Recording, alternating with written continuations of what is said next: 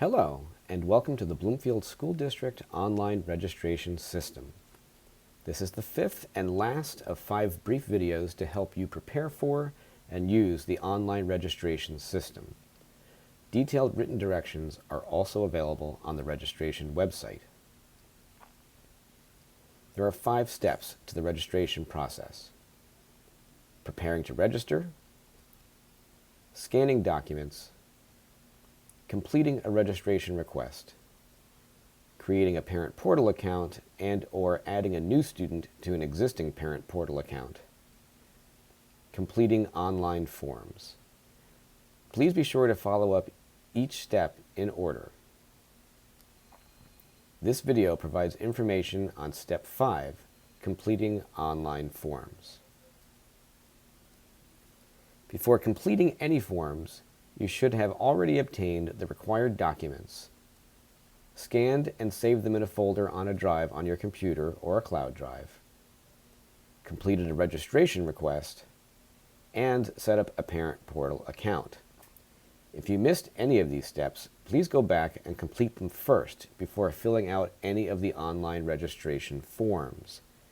Written and video directions are available for each step on the registration website. First, you must set your form preferences. Using a browser, not the PowerSchool app, log into the parent portal at bloomfieldnj.powerschool.com. Click on Forms in the menu on the left side. Click on the gear wheel icon in the upper right corner.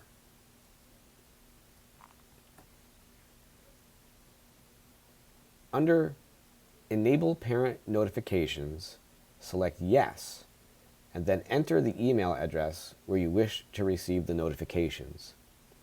We strongly recommend you use the same email address you used when you created your account. You can also enter multiple email addresses separated by a comma. You can optionally select a default language for forms. When finished, click Save. Note that if you don't turn on parent notifications, you can only see the status of your forms by logging back into the parent portal and going to the Forms page. You will not receive any other emails or calls if you don't turn notifications on. When you click on the Forms link in the parent portal, you will see 6 forms you must complete and have approved to fully complete the registration process. 2.0a, Terms of Agreement; 2.0b, Student Information; 2.0c, Previous Enrollments and Record Release; 2.0d, Student Contacts; 2.0e, Student Health Information; 2.0f, Home Language Survey. On the Forms page, you can see a status for each form. Empty means you have not yet submitted the form. Pending means you have submitted the form and are waiting for us to process the form. Approved means your submitted form is complete. Rejected means your submitted form has an issue that requires you to log back in and resubmit with the indicated corrections. Specific tips for completing each form appear later in this video. If you turned on parent notifications in the form settings, you will receive an email for each form indicating the result, either approved or rejected. If a form is rejected, the email will explain why it was rejected and the action you need to take before resubmitting the form. If you did not turn on parent notifications, you can see the status of the forms by logging into the parent portal and clicking on Forms. If a form has been rejected, click on that form and you will see a message that indicates why it was rejected and the action you need to take before resubmitting the form. If a form is rejected, the overall registration is not able to move forward, so we recommend trying to resubmit with the required corrections as soon as possible. If you are registering multiple children, you need to fill out each form for each child. If you prepared all the documentation ahead of time, it generally takes about 15 to 30 minutes to complete all 6 forms for one student. If you are completing a form that requires documents to be uploaded and see a button that says Sign In instead of Add Document, log out and back in. This generally fixes the problem in most cases. If you're using an Apple device with Safari, please see the Safari settings section on the Preparing to Register page to make sure your settings are correct. When filling out the forms, please fill them out in the order they appear.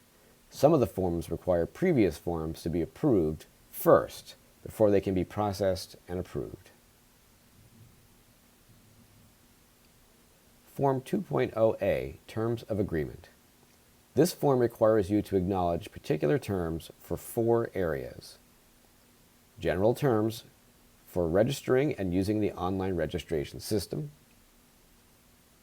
Acceptable use policy for using technology in the Bloomfield schools. Chromebook policy for using district-provided Chromebooks. And a publicity and media release. If your child is in grade 11 or 12, there is one additional optional area for the denial of information release. Please read each section carefully and check the required boxes. The checkbox areas are highlighted in yellow. Form 2.0B, Student Information. In this form, you'll enter information related to your child, including basic demographic information, proofs of residency, and any legal custody arrangements. You will need to upload a number of documents in this section. If you have not yet obtained or scanned documents, please make sure you do before starting the form. You will not be able to submit the form without the required documentation. Required information is marked with a red asterisk. Form 2.0C, Previous Enrollment and Records Release. If you are enrolling a student in school for the first time, usually for kindergarten, answer no for the first question and submit the form. For students who have ever been enrolled in any school anywhere previously, please make sure you complete all of the required information marked with a red asterisk. If you have any of the required school records, please upload them in the document section. For students with IEPs or 504 plans, you will be contacted by someone to either provide those documents to us later, or we will obtain those documents from the previous school via the records release on this form. Form 2.0D, Student Contacts. Student contacts are adults associated with your child, including parents, legal guardians, and emergency contacts. Note that a parent or legal guardian who lives with a child is not considered an emergency contact. Emergency contacts are only called when we cannot locate parents in an emergency. Parents are always contacted first in an emergency. When you first open the form, there will already be a contact created for you or whoever completed the registration request. Click on the button and complete the information. The button may appear as a pencil or possibly just 3 dots.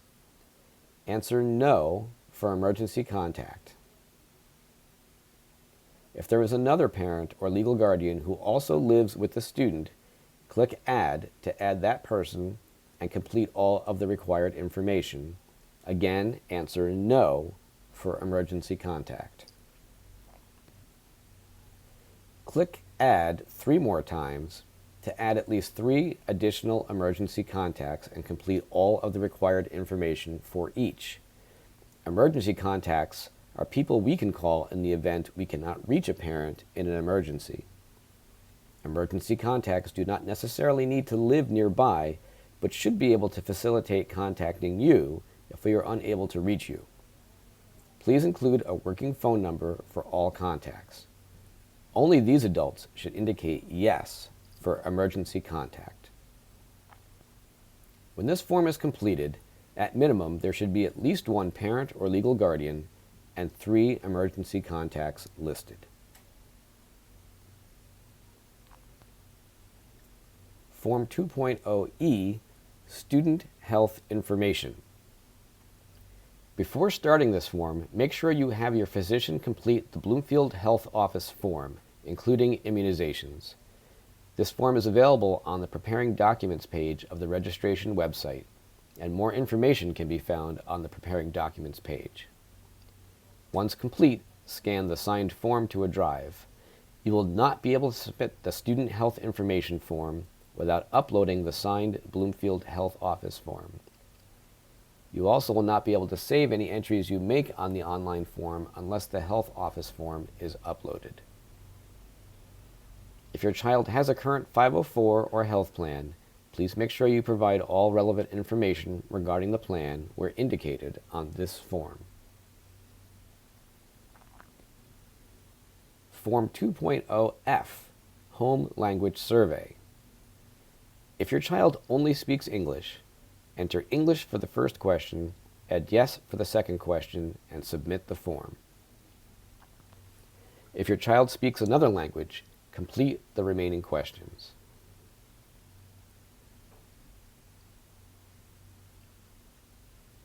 Assuming you completed the forms in order, the Home Language Survey is the last form. Parents typically receive responses to the forms within 2 school days, usually quicker. For high school registrations, once all of the forms are approved, you will be contacted to come to the high school to complete schedule requests in person. If you require assistance with this or any other step in the process, please refer to the General Information page on the registration website for contact information.